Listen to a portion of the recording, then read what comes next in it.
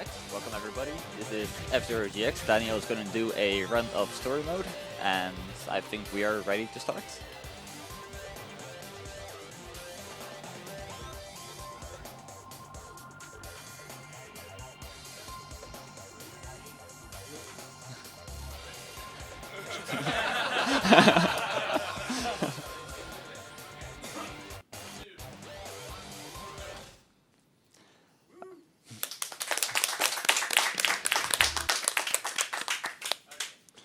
So, in the story mode you can only play as the Blue Falcon, and you have a different goal for every mission. In the first mission he has to collect a bunch of capsules and then finish the track. So he has to get 25 capsules in 3 laps. And that also changes depending on the difficulty, and the placement also changes. So on normal mode they're pretty easy, like you don't really need a route. But on the harder difficulties it does get pretty difficult because you need to plan ahead and you have to make some really tight turns as well just to get them all. It's like they're really spread apart.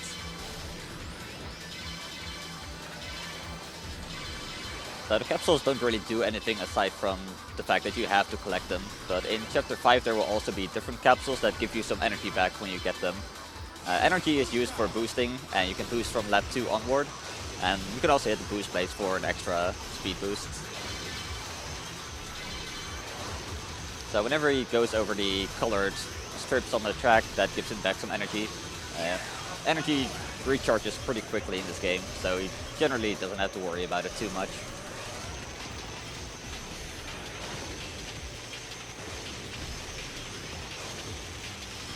And at the end there he does a rail slide, which he does by releasing the A button to slow down his deceleration. And then he basically strays forward while he's facing to the side. And usually it's really hard to exit from that, but because it finishes the race anyway, he doesn't have to worry about it. So in Chapter 2 it's pretty simple. You just have to get to the end and you have to beat Samurai Goro. And thankfully there is another cool trick in this that allows him to just pass Goro and never see him again.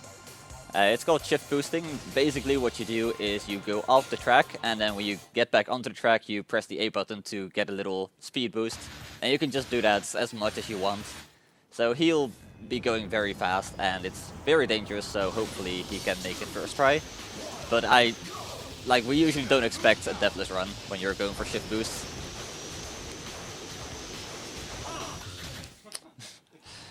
So yeah, that's bound to happen. But it's just really worth it because the speed boost is so big. If you just drive to the stage normally, you get like a time of 1 minute and like 10 seconds. But with shift boosting you can do it within half a minute. Usually a good time to aim for in a single segment run is about 40 seconds. It's also tougher to do going uphill because you fall down, and so you have less time to get back onto the track.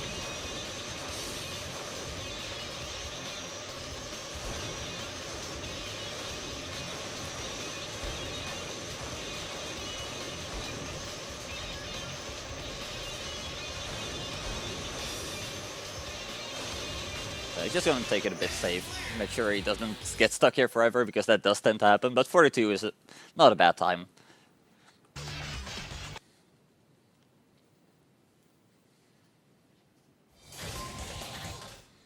Alright, so this chapter is a pretty simple race. He has to race 11 AI, and he just has to get to the end. There's not much to say about this one.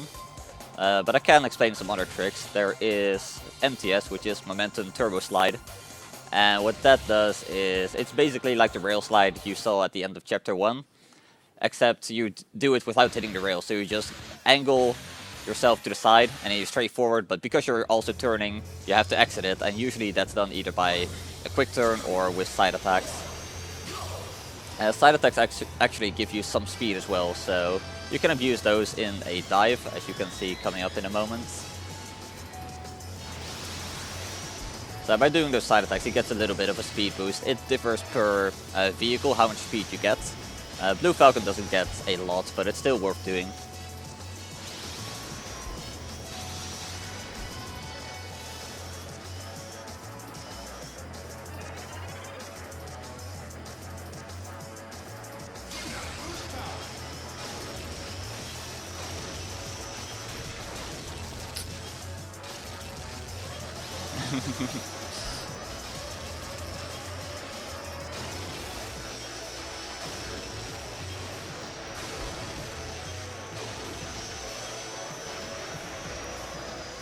Yeah, okay, I wasn't sure if he was going to go for that, but there's a little skip you can do there. The trick is that you have to hit a checkpoint in the air by going far enough to the left. Otherwise, if you skip too many checkpoints in the air, you'll explode upon hitting the track again.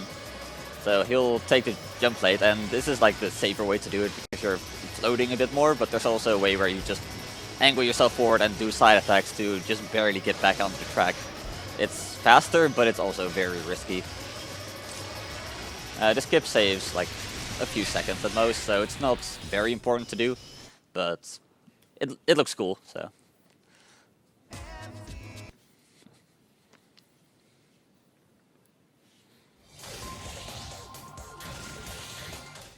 So Chapter 4 is similar to Death Race in F-Zero X. You don't have to kill all the other racers, you just have to kill Michael Chain himself, but he'll stay ahead of you until there's either 5 kilometers left on the track, or all the other racers are dead. And so he'll probably skip a few racers because on this difficulty, Michael Chain doesn't have a lot of health, so you can take him out with a few side attacks and it should be good. But on very hard difficulty, generally you do want to kill all the enemies because you need all the time you can to make sure Michael Chain actually dies. It doesn't matter if you finish first, as long as Michael Chain survives, you lose. One other thing to note is that whenever you destroy a vehicle, you get some energy back, so he'll be using that to get a few extra boosts. There's only one refill in the middle of the track, so this is a good way to just keep on boosting throughout. At the start he boosts ahead, and that makes the other racers start boosting as well, so they're pretty much all at like barely any energy, so you can just tap into them and they'll die.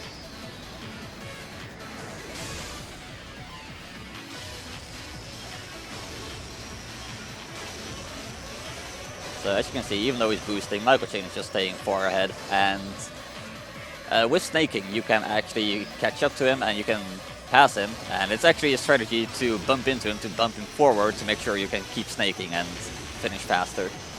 But this is max speed, so he won't be doing any snaking.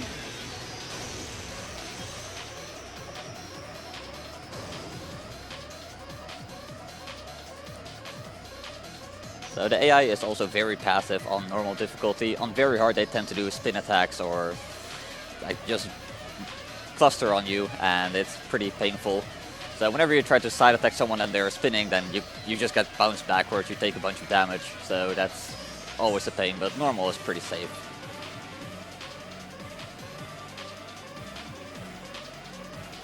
So now he'll start slowing down. And there we go. So now we can just finish the race, even though there's still 9 other racers. Or 8. And that's a pretty good time as well.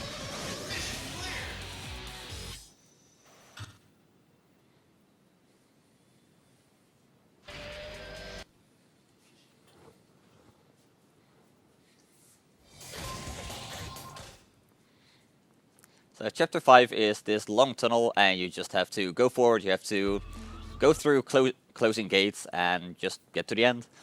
So this is where you have some capsules that will refill your energy along the way, so you can pretty much keep on boosting. On normal they give you enough energy, so you don't really have to worry about it. You can even miss one and still be fine. But on the higher difficulties you can skip one, or maybe even 2, but it gets really close.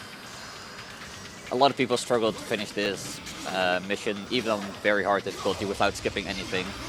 If you hit any of the gates, you're pretty much done for. It's about good boost management and MT boosting, which there's a little delay in between when you can boost, so in that time it's better to let go of A to slow down your deceleration. And so you have to time that pretty precisely, because Blue Falcon has a very short delay between boosts.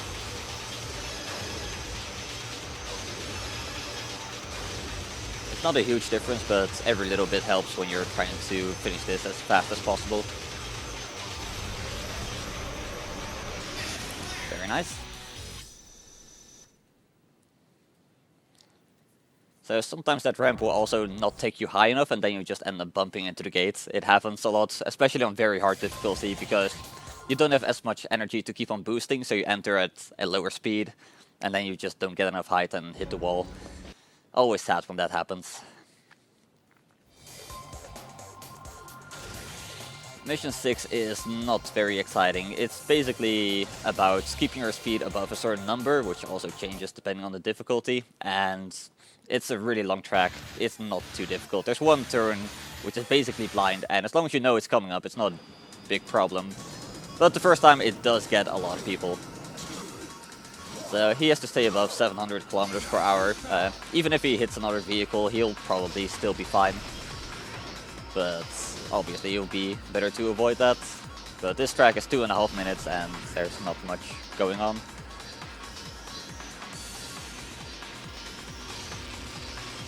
And there are two different types of vehicles. There's the big buses which move out of your way when you get near them. And there's the other racers which just kind of do whatever they want and they can get in your way. You can kill them as well for some more energy, but it's risky because if they bounce off the wall and back into you, it could either give you a speed boost or it could kill all your speed and then you have to restart entirely.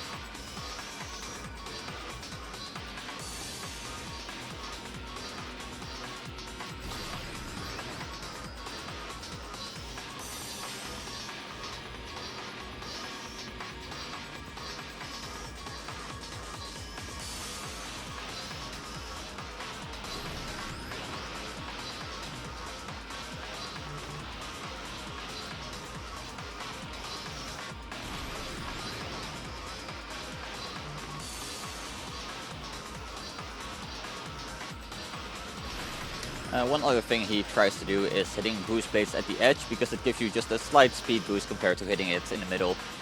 I'm not entirely sure why it happens, and the difference also depends on the vehicle. I believe Fat Shark gets a 10% speed boost compared to hitting it in the middle.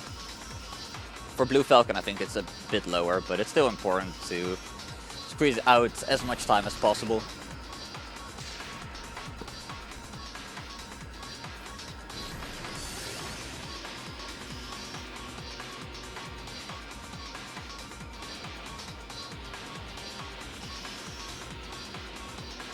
Alright, so here are dirt patches, and a lot of people will probably make the mistake of boosting right off the bat, and then they get to this part and then they die, because they don't have any energy to boost over the dirt. So it's important to save at least some boost power for this part, and other than that, you're pretty much good to go.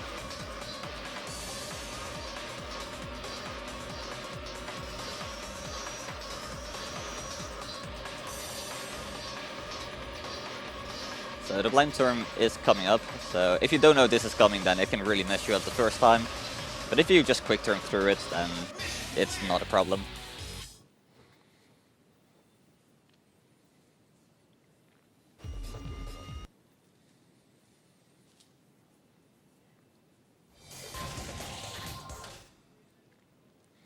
So this is another pretty normal race, except for the fact that Black Bull and Bloodhawk have some boosted stats, and on the higher difficulties they're actually pretty insane.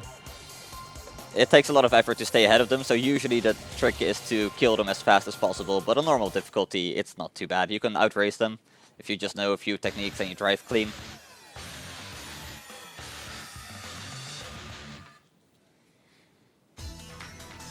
Black Bull always starts right behind you and to the left, so if you just do a timed side attack, then you can kill him, or you can try and get ahead of him to get a speed boost from him. But sadly, if you move, then his AI gets a bit less predictable. So there's also these lava patches. It doesn't really matter if he drives over them now, because he can regenerate his energy later on. And he can boost anyway, so it's not a big deal. But on boost laps you don't want to spend too much time on those lava pits. It's out for blood. There's also these mines here that you can boost off of and get a really big speed boost, especially if you combine that with a shift boost. And yeah, that's pretty much the only time this is used in story mode, but in Grand Prix there's a few other tracks where this is useful. You just drive straight through the middle of a mine and it like explodes behind you, so you get a big speed boost from it. It also tends to lift you up a bit, so you have a chance to get a shift boost from it as well. So that's another big boost. But as you can see on the minimap, he's pretty far ahead of everybody else. Blackpool is like the only person who can even try to keep up.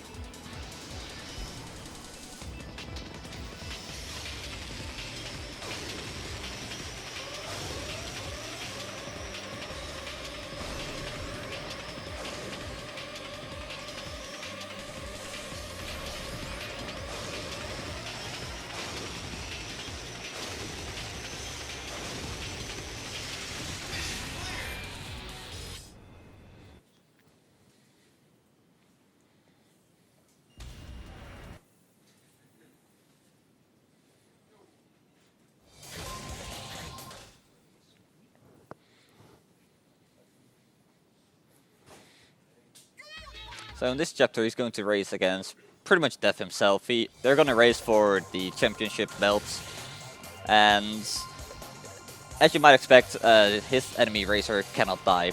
Well, he can die, but he'll just respawn, so it's pointless. So you just want to outrace him. This is actually where mine boosts really come into play as well. At higher difficulties, there will be more mines that you can boost off of. Here it's a bit less, but they're also less dangerous as a result. On very hard, there's a few in turns, and if you hit them, you'll just bounce over the railing and you'll die. So those mines aren't present here.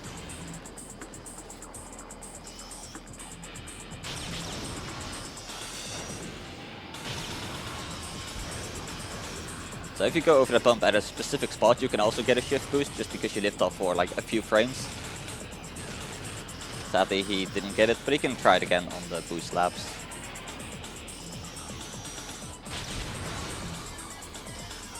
So if you hit a mine slightly off the center, then it can just bounce you to the side and you won't really get a speed boost from it.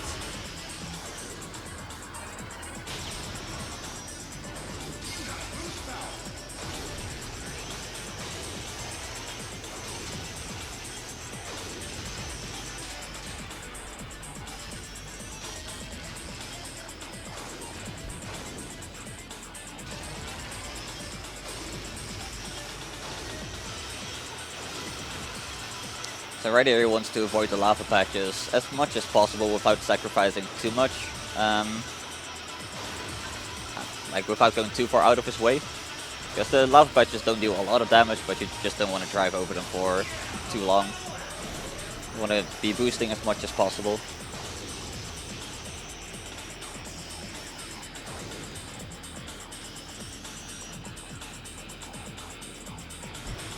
Okay, so right there he got the shift boost. So that's about a 250 km/h boost, which is pretty nice.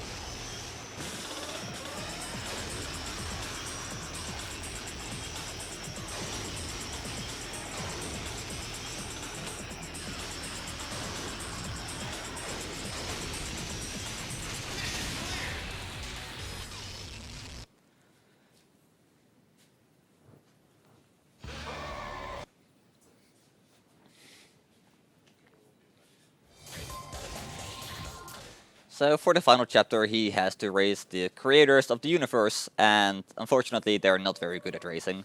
So we're gonna see them at the start and then never again. You can actually beat this ghost without boosting at all. It's not too difficult.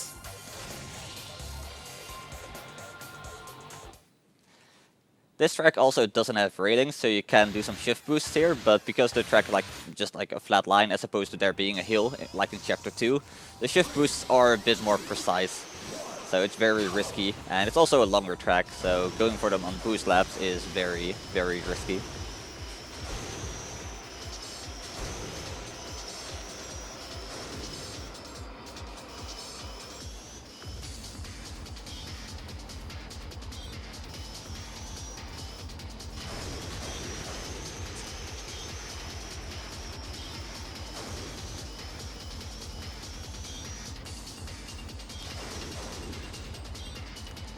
So from this hill you can do a neat little jump that'll give you a lot of speed. You can just dive off it, and with a side attack dive it's even better. And that alone is enough to allow you to beat the stab ghost without too much trouble. Can resist those shift boosts.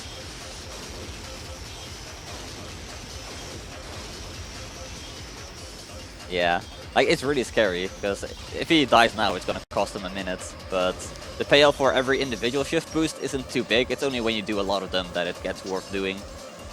But it also means a very high chance of dying.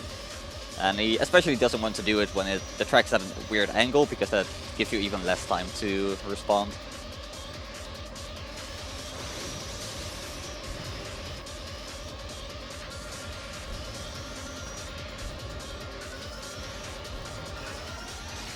There's also the fact that the underside of the track does a little bit of damage. Normally it's not too big of an issue, but if you're at 0 energy, then it will just kill you right off the bat.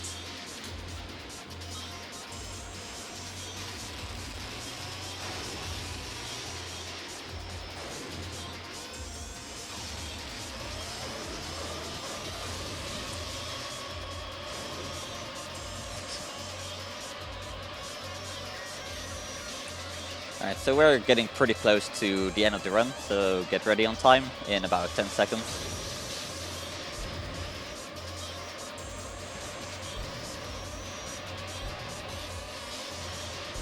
Alright, and time.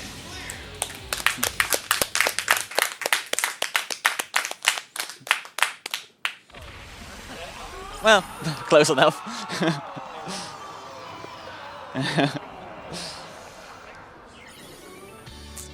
Alright, so that was F-Zero GX, the story mode.